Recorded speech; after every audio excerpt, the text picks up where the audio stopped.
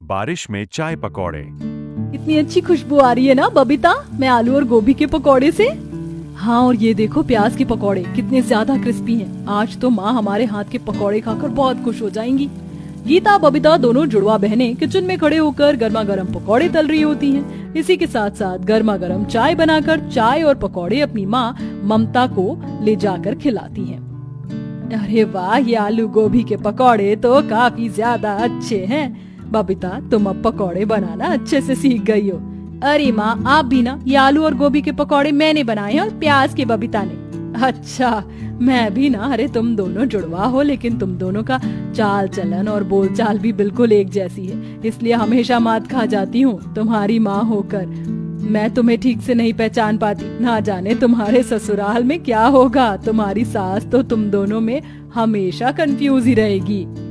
अपनी माँ की बात पर दोनों बहनें हंसने लगती हैं। ऐसे ही समय गुजरता है और ममता जल्दी ही एक ही घर में अपनी दोनों जुड़वा बेटियों की शादी कर देती है। शादी के बाद दोनों बहनें अच्छी बहू होने के सारे फर्ज निभाती हैं और घर की सारी जिम्मेदारी को भी संभालती हैं। वही दोनों के पति रंजीत और मोहन एक बड़े से होटल में काम करते थे, जिससे उनके घर का खर्चा अच्छे से निकल जाता था। ये देखो गीता, मैं तुम्हारे लिए कितना सुंदर ब्रेसलेट लेकर आया हूँ। पता है, आज होटल में एक कस्टमर ने मुझे ढेर सारे पैसे टिप में दिए। उसी से ये गिफ्ट मैं तुम्हारे लिए लेकर आया हूँ। अरे जीजा जी, आप फिर मात खा गए। मैं गीता नहीं बल्कि बबीता हूँ। क्या? हे भगवान, आज फिर मुझसे गलती हो गई। मैं तो कह रहा हूँ कि तुम दोनों बहनें अपने गले में अपने अपने नाम का बोर्ड लटका कर घूमो, तभी जाकर पता चलेगा कौन गीता है और कौन बबीता। शादी के बाद भी दोनों बहनों के पति को हमेशा अपनी जुड़वा पत्नियों में कंफ्यूजन रहती थी। ऐसे ही हंसी मजाक में पूरे परिवार की जिंदगी अच्छे से कट रही होती है, लेकिन एक दिन जब दोनों भाई होटल से लौटते हैं तो उनके चेहरे पर एक अजीब मायूसी और परेशानी छाई होती है। रंजीत, मोहन, क्या हुआ तुम दोनों को? तुम दोनों इतने परेशान क्यों हो? क्या बताएं माँ, हम जिस होटल में दोनों भाई काम करते थे वो होटल अब बंद होने जा रहा है। सुना है वहाँ पर कोई डोमिनोज का रेस्टोरेंट खुलेगा। आप लोग इतने परेशान मत होइए, कहीं ना कहीं आप दोनों को नौकरी मिल जाएगी। दोनों भाई काफी दिनों तक कई सारे होटल और अलग अलग जगह पर नौकरी ढूंढते हैं, लेकिन कहीं पर भी उन्हें नौकरी नहीं मिलती, जिसके चलते अब दोनों भाई ज्यादातर उदास रहते हैं। अपने दोनों बेटों को इस तरह उदास देख, कहाँ पहले मेरे दोनों बच्चे हंसी खुशी रहा करते थे, और अब देखो इनके चेहरे पर से तो हंसी ही गायब हो गई है। क्या करूं मैं अपने दोनों बेटों के लिए कि मैं इनकी मुस्कुराहट वापस ले आऊं।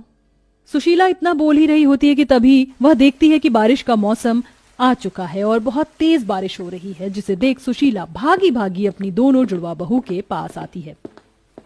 क्या हुआ माँ जी, आप ऐसे भागती हुई क्यों आ रही हैं? बहू, जल्दी से गर्मा गर्म पकौड़े बना। मेरे दोनों बेटों को बारिश में पकौड़े खाना काफी पसंद है। क्या पता इसी से उनके चेहरे पर मुस्कुराहट आ जाए। अपनी सास की बात सुन दोनों जुड़वा बहनें जल्दी से किचन में जाती हैं और गर्मा गर्म पकौड़े और चाय बनाकर लाती हैं। रंजीत और मोहन जैसे ही अपनी जुड़वा पत्नियों के हाथ की गर्मा गर्म पकौड़े खाते हैं। ये पकौड़े सच में तुमने ही बनाए हैं या किसी 5 स्टार होटल से ऑर्डर करे हैं? आहा, वाह, इतने टेस्टी पकौड़े तो मैंने आज से पहले कभी नहीं खाई। सच में बहुत टेस्टी हैं ये पकौड़े। तुमने तो सच में मेरी सोच से भी अच्छे पकौड़े बनाए हैं। इस बारिश के मौसम में इतने स्वादिष्ट पकौड़े खाकर तो मजा ही आ गया। अपनी बहू बेटों के साथ सुशीला बारिश के मौसम में गर्मा गर्म पकौड़े का आनंद ले रही होती है कि तभी अचानक सुशीला के दिमाग में एक आइडिया आता है। एक आइडिया आया है मेरे दिमाग में। जब तुम्हारे हाथ में इतना अच्छा हुनर है तो तुम इसका इस्तेमाल क्यों नहीं कर रही हो? बारिश के मौसम में हर किसी को पकौड़े खाने का शौक होता है, तो तुम क्यों ना चाय के पकौड़े का ठेला लगा लो। माँ बिल्कुल ठीक कह रही है। तुम्हारा पकौड़े का ठेला चलेगा नहीं बल्कि दौड़ेगा। तुम बस एक बार हाँ कर दो। अपने ससुराल की हालत देखते हुए पकौड़े का ठेला लगाने के लिए दोनों मान जाती हैं और अगले दिन ही पकौड़े बनाने की सारी तैयारी कर ठेले पर पकौड़े बेचने के लिए निकल जाती हैं। आइए आइए और जुड़वा बहू के हाथ के गर्मा गर्म पकौड़े खाइए। एक बार आएंगे बार बार आएंगे। पूरे बाजार में इकलौते जुड़वा बहू को बारिश के मौसम में पकौड़े बेचता देख आसपास के लोग उनसे पकौड़े लेकर खाने लगते हैं, जो उन्हें काफी पसंद आते हैं। अरे भाई, ये पकौड़े तो बहुत स्वादिष्ट हैं और साथ में ये गर्मा गर्म चाय ने तो उसका स्वाद दुगना कर दिया है। अरे सच में आप लोग बहुत टेस्टी चाय पकौड़े बनाते हैं। एक और प्लेट पकौड़े दीजिए, और हाँ, सारे मिक्स करके पैक भी कर दीजिएगा। आज तो मेरे बच्चे बारिश के मौसम में इतने टेस्टी पकौड़े खाकर बहुत खुश हो जाएंगे। कस्टमर को अपने पकौड़े की तारीफ करता देख दोनों जुड़वा बहनें काफी खुश होती हैं, जिसके चलते पहले दिन ही उनकी काफी अच्छी कमाई होने लगती है। पकौड़े के स्वाद के साथ साथ जुड़वा होने की वजह से भी लोग उन्हें देखने के लिए उनके ठेले पर आते और गर्मा गर्म पकौड़े भी खाते, जिससे दिन पर दिन उनकी कमाई बढ़ने लगती है और कुछ दिनों में दोनों जुड़वा बहू का पकौड़े का ठेला दौड़ पड़ता है। वहीं दूसरी तरफ, अरे ये कैसे पकौड़े दिए हैं तुमने हमें? हैं? एक तो इतने ठंडे, ऊपर से कोई स्वाद भी नहीं है, सारे पैसे बर्बाद। इतना बड़ा होटल तो खोल दिया लेकिन स्वाद रत्ती भर भी नहीं है। इससे अच्छा तो वो दोनों जुड़वा बहू का पकौड़े का ठेला है। क्या पकौड़े बनाती हैं दोनों। वो कस्टमर सेठ राजेश के पकौड़ों की बुराई कर सीधा जुड़वा बहू के पकौड़े के ठेले पर पहुंचता है और वहां से जी भर के पकौड़े खाता है। कुछ दिनों में दोनों जुड़वा बहू का पकौड़े का ठेला अब इतना फेमस हो जाता है कि कुछ लोग तो वहां ब्लॉगिंग करना भी शुरू कर देते हैं। देखिए गाइस, ये वही जुड़वा बहू का चाय पकौड़े का ठेला है जिसके पकौड़े खाने के लिए हम दूर दूर से आ रहे हैं। अगर आपको भी इनके पकौड़े खाने हैं तो मुझे कमेंट में जरूर बताइएगा, एड्रेस में पिन कर दूंगा।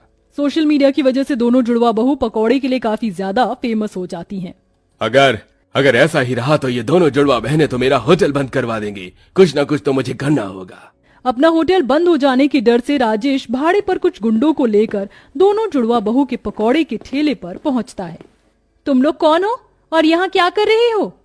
चुपचाप से अपना ये पकौड़े का ठेला बंद करो और यहाँ से निकलो, आइंदा यहाँ दिख मत जाना। ये क्या दादागिरी है तुम लोगों की? हम यहाँ ठेला लगाने के लिए हर हफ्ते पैसे देते हैं, फ्री में नहीं लगाते। हम अपना पकौड़े का ठेला यहाँ से नहीं हटाएंगे, जो करना है कर लो। अरे लगता है लातों के भूत हैं, प्यार से नहीं मानेंगे।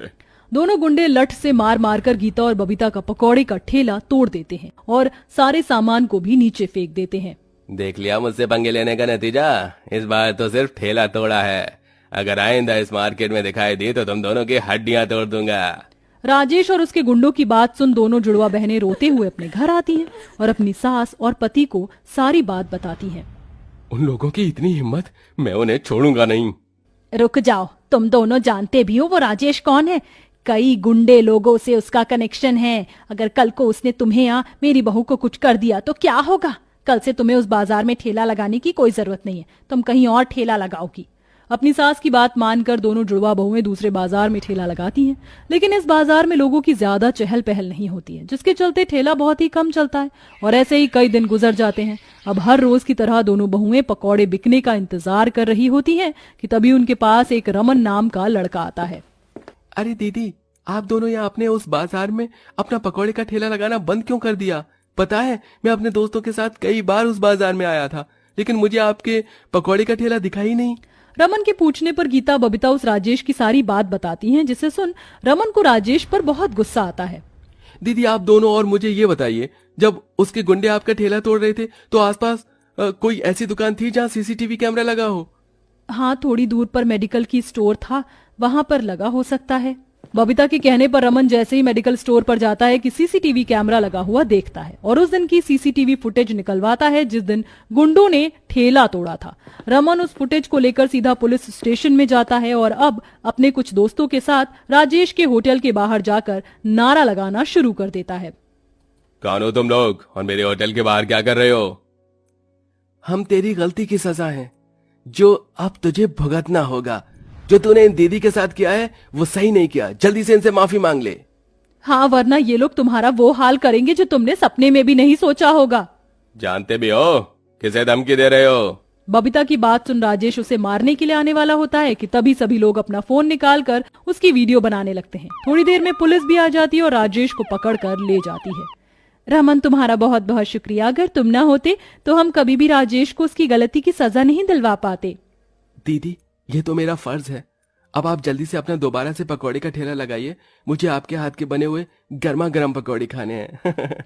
रमन की बात सुन दोनों जुड़वा बहुएं काफी खुश होती हैं, जिसके बाद अब दोनों जुड़वा बहुएं फिर से मिलकर अपना पकौड़े का ठेला लगाती हैं और कुछ दिनों में अब वो अपना होटल खोल लेती हैं और अब सब हंसी खुशी रहने लगते हैं।